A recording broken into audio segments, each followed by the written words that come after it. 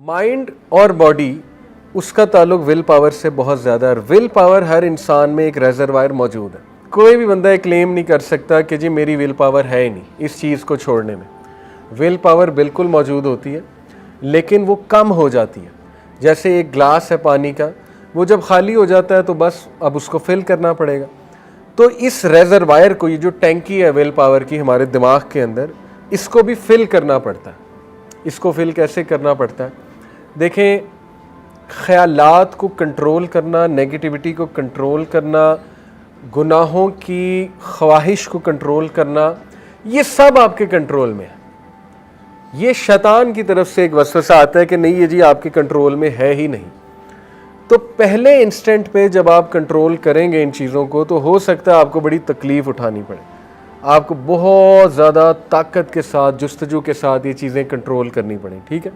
लेकिन इनक्रेडिबली आप देखेंगे कि आहिस्ता आहिस्ता जब ये आदत बन रही है आपकी कंट्रोल करना, तो आप में एक अजीब सी पावर आ रही है और उस पावर को आप इंजॉय करने लगेंगे, ठीक है। ये इसी तरह है जैसे मैं जिम जाता हूँ और पहले दिन खलियाँ पड़ जाती, अब मैं डर के घर बैठ जाऊँ कि जी मैंने तो जिम करना ही नहीं क्योंकि ये तो खलियाँ पड़ गई मुझे। लेकिन जो रेगुलर जाएगा, उठाता जाएगा डंबल्स, उसकी स्ट्रेंथ बिल्ड होगी, मसल बिल्ड होगा, 2 kg की जगह 4 उठाएगा, फिर 10 उठाएगा, फिर आगे so on and so fourth. एक टाइम आएगा कि वो बहुत हेल्दी फील करेगा और बहुत आप कह लीजिए स्ट्रेंथ फील करेगा। तो same goes for will power.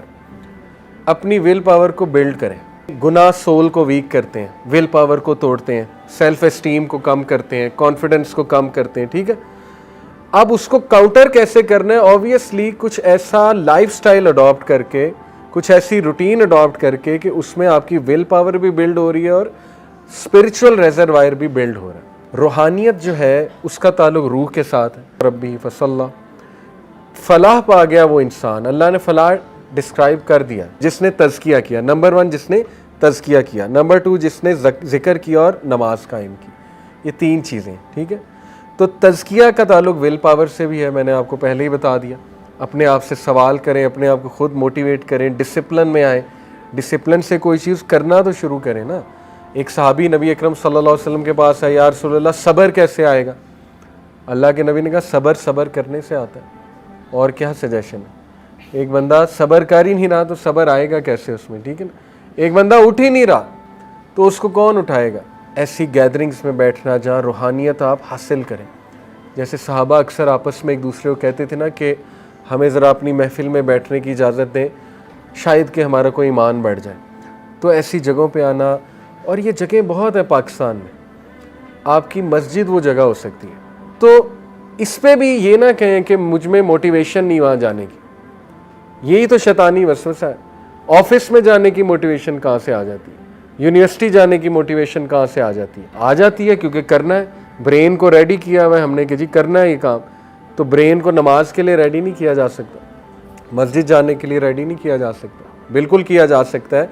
इसीलिए तो सवाल होगा, अगर हमारे कंट्रोल में ये चीज़ें ना होती तो क़यामत वाले दिन हिसाब किस चीज़ का था?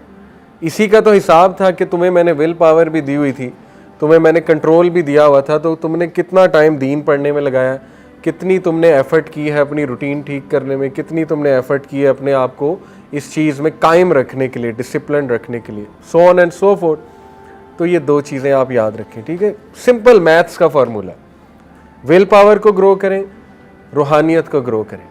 ये सारी चीज़ें, डीमोटिवेशन, कॉग्निटिव डिस्टॉर्शन कम होती जाएंगी क्योंकि रूह मजबूत हो रही है।